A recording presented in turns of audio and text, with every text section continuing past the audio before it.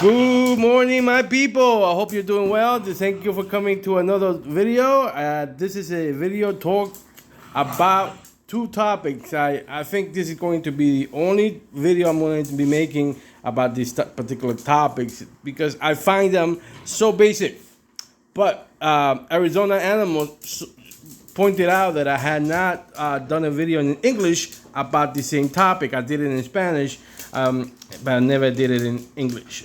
Perhaps because I think that the English-speaking audience is more knowledgeable about the breed and would know this as as a matter of fact, rather than wow, is that really what it is or the difference?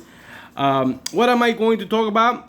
First of all, see how they take over my freaking sofas. Now I'm sitting here on a chair, and luckily they can't sit on this chair. Otherwise, I would be sitting on the floor. Sorry, Mama. So we are going to have two conversations, two topics: the Merle situation, Merle dogs, and the blue dogs. I'm gonna tackle them. This guy is gonna make a mess here. They're hunting him down.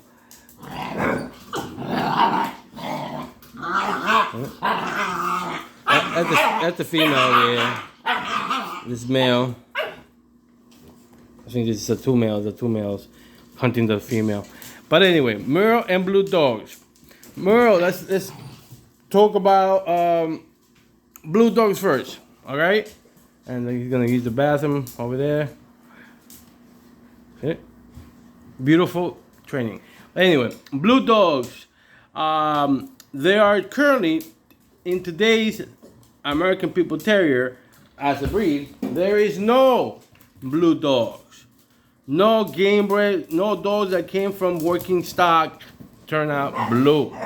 Okay, sorry for you people that say, "Oh, there's blue game dogs, this blue game dogs, that." No, there is none. If you have some today, they're being mixed with others like the cousin breeds like Staffordshire Terriers, American Staffordshire Terriers. That is the most likely source of your blueness. Okay, blue nose, blue coloration, which is for most people see as gray, but no, the reason why we are confused or people are confused about. Hey, leave the cat alone. Hey, no. Leave the cat alone. Jump, man. Jump before all of them get there. All right. Anyway, the blue. Where did this blue confusion come from? Well, I always speak about the difference between today and in the early 1900s, or rather, let's jump a little behind, late 1800s to beginning of 1900s. Oh, sorry, I was. At that time, the American People Terrier did not exist. I repeat, did not exist. The American People Terrier, as a breed, it established itself in the early to mid 1900s. Okay, that's when the dogs were now considered a specific type of dogs bred for a specific type of work. So they basically, before that, there were pit dogs. I've always mentioned pit dogs, that before the pit dogs are the ancestors of the American People Terrier, and these pit dogs came from different sources. They look different ways. They were all tried in the pit.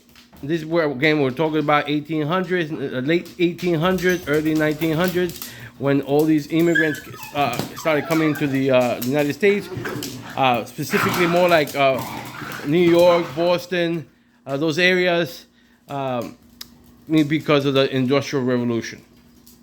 Once again, I'm saying that these individuals had their families, brought their family of dogs with them. The Irish brought their family of dogs.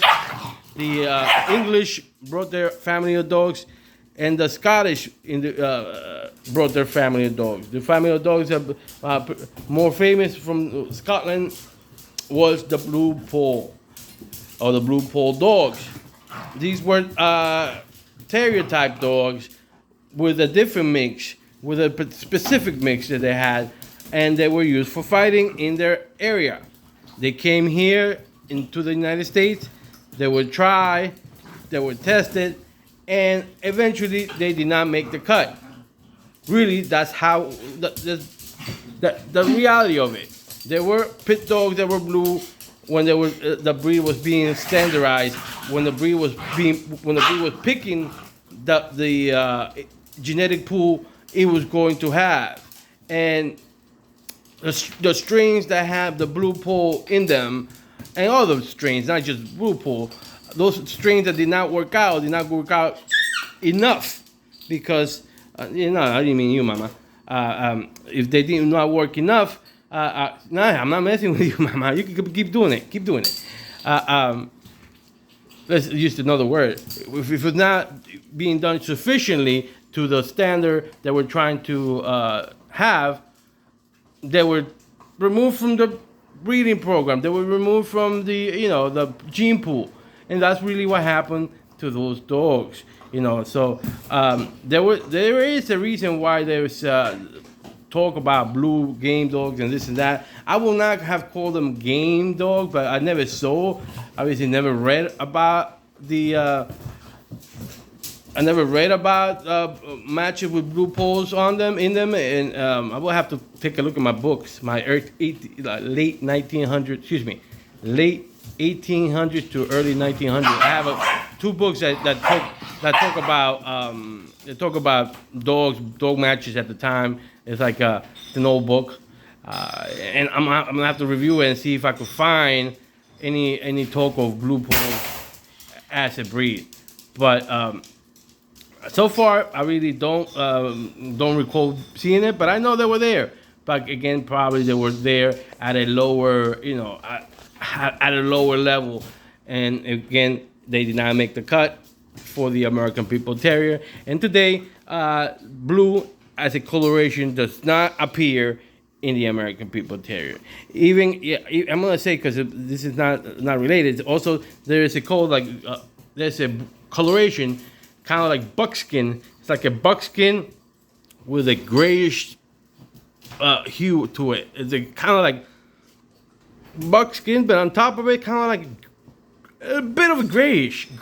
Those dogs are not, game bred dogs. Those dogs are also not game bred dogs. But that's probably for another story, and I probably will have to show you some sort of video, some sort of pictures, if you don't know what I mean. All right, so now we have covered blue dogs and where blue dogs came from and why these dogs are not American People Terriers today. They did not make the cut, and I'm gonna have to grab this bone because it's gonna puncture this thing, and no bones on the sofa.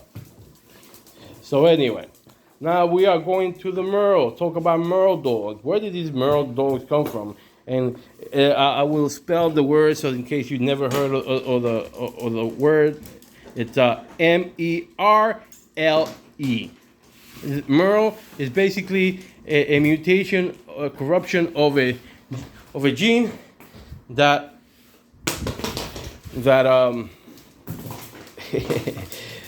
no, you don't get it, homie? No bones on the sofa. There you go, another female. Anyway, the Merle is a mutation of a gene that produces discoloration of the fur and blue eyes or light eyes. I don't know how you would interpret it, but that is also not an American People Terrier. The American People Terrier does not have that mutation, and you have to be careful when you have those dogs with those mutations, because if you breed a Merle dog with a Merle dog, according to what I read, you create dogs with a lot of signal, like illnesses such as deafness. I think deafness is one of the issues with Merle dogs, among other health issues.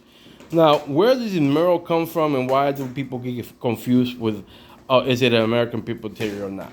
All right, I already tell you, no, it is not an American People Terrier. This Merle situation came from Louisiana state of the United States of America. Louisiana has it's a center place, or was a place, almost like a capital of people fighting, or rather, pit dog fighting before it became pit bull fighting. In this situation, this time, they were testing all kinds of dogs for all kinds of, for the pit. Perhaps they tested the dog called, it's a North American type of breed. It's called the Catahoula leopard dog. And Catahoula, if I pronounce it correctly, it's a Native American word. So it gives me the inclination to say this breed was around when the Native Americans were walking the lands and commanded the territories of Louisiana. So that is an American bred dog.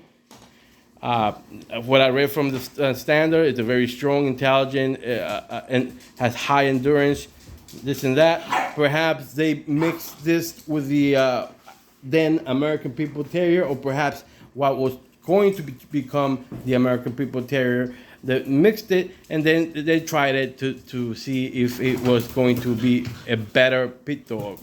It clearly was not. It clearly diluted the ability of the what will become the American People Terrier.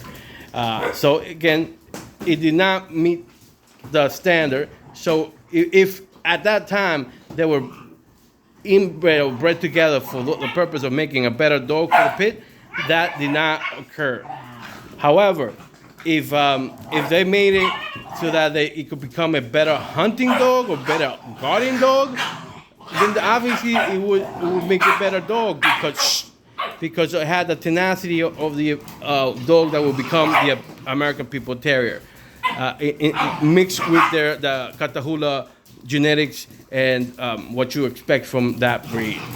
But so, in essence, no, there is no Merle in our dogs, and Merle it might be pretty for some, but it is a indicator of illnesses that could be, okay?